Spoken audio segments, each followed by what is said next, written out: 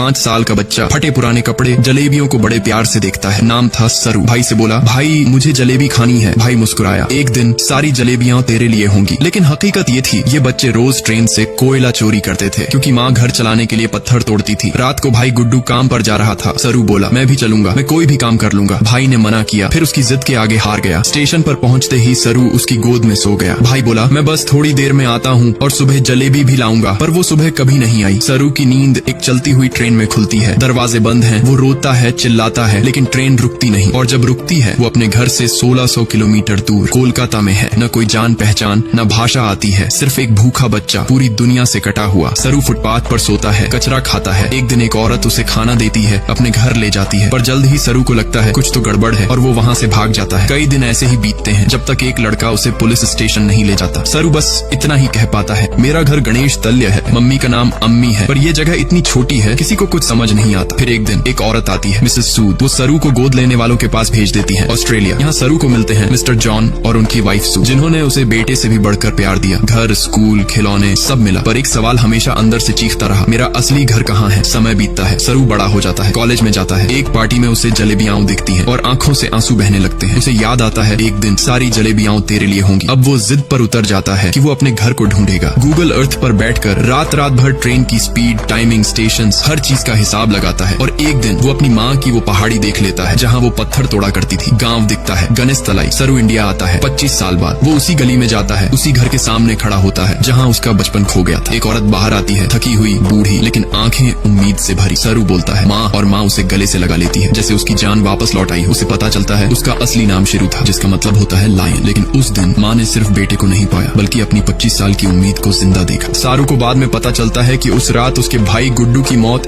एक ट्रेन हादसे में हो गई थी। लेकिन आज भी वो अपने भाई और परिवार से उतना ही प्यार करता है। दोस्तों, क्या आप भी अपने परिवार से इतना ही गहरा प्यार करते हो? अगर हाँ, तो कमेंट में जरूर बताना।